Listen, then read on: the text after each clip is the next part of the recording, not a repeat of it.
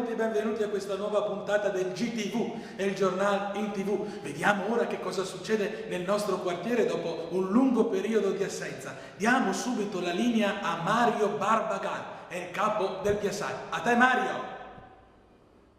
Oh, buongiorno, finalmente si arrivati, perché sono stufo, agro, non della Che cosa succede ora? Cosa succede? Qua che è un casino, che i lavori non sono più buoni, che sta arriva la roba, un casino infernale. Dica il problema. Non è qua dei problemi, che ne qua e continua a far lavori. Non si può mica andare avanti. Però era ora di un restauro nel nostro quartiere. Era ora, bravo. E c'è che va adesso in cantieri? Uno sono mie, In uno. che senso? Che come fa a badare a tutti i lavori? Avrò bisogno di un collega, farò un bando, c'è parole di assunzioni, ho bisogno di un collega. È un lavoro logorante questo, bisogna andare in pensione. Sì, però resta sempre il problema delle buche. Qui sono tante. Le buche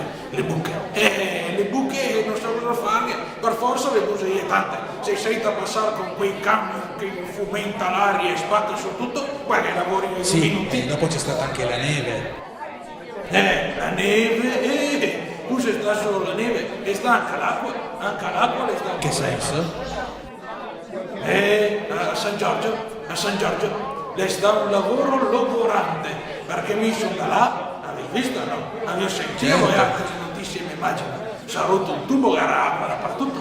Un lavoro logorante, ma logorante nel vero senso della parola, sa? E prova a stare lì tutto lì, coi piedi in pucciani nell'acqua, a guardare quegli altri che lavorano. Immagino sia difficile.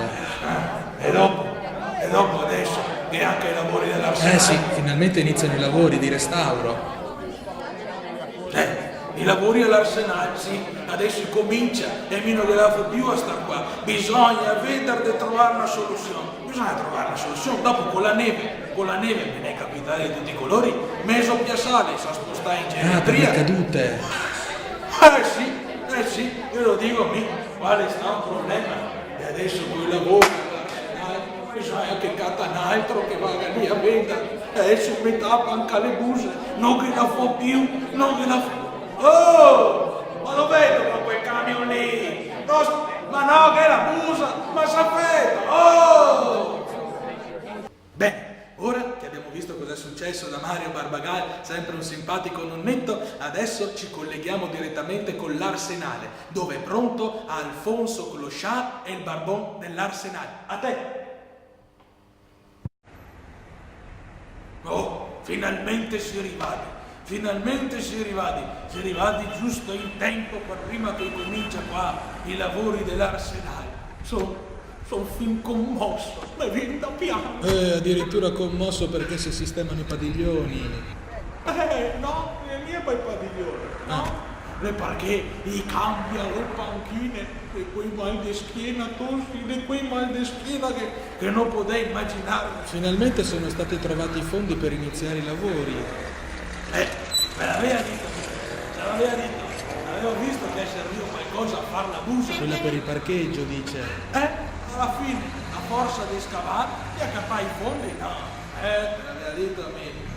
Sì, 4 sassi, guarda i romani. Sì, adesso è pronto e tra poco inizierà il tanto atteso teatro nei cortili all'Arsenale.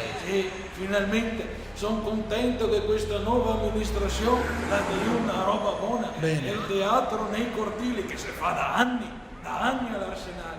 Però, se devo dire la verità, sono d'accordo con quei che gli ha protestato. Perché? Cosa è successo? Ma che razza di giornalista sito? Te sei anche alle proteste, te sei anche alle notizie della tua città. Ma che notizie? Adesso per piacere ci racconti il fatto, dai. E che è la privacy. dai. Beh, insomma, ve lo conto stesso. Che sta qualcuno, senza dir nomi, che le andà a protestare per avere i bagni pubblici dentro l'Arsenale e averne anche la tribunetta per far sentare il pubblico. E su questo mi sono d'accordo. Sul bagno mi sono d'accordo. Anche la tribuna. Le anni che lo dico, e qua mai nessuno che mi ascolta, le anni che dico che sarebbe bisogno di un assessore alla cultura. Adesso è l'assessore Francesca Briani che sorveglia e controlla. L'assessore alla cultura che Sì. Sarà una di quelle scelte, sì, che fa per la continuità. In che senso? Nel senso che prima non era nessuno, adesso che era Briani, Insomma, ma cosa dice? No, mi sono arrabbiato perché gli da mettermi in bagno. Ma il bagno c'è sempre stato, ma è chiuso la Ho sera. capito, la sera, ma adesso sta nuova amministrazione ma anche le piante e mi come fa a nascondermi, a nettarmi il vetrio, come fa? Beh, adesso senza entrare nei dettagli, per cortesia. Hanno fatto bene a fare un po' di pulizia, no? Sì, gli avrà anche fatto bene. Dopo, favorevole anche al discorso della tribuna, vabbè che mi sta anche sistemando i padiglioni. Scusi, cosa c'entra?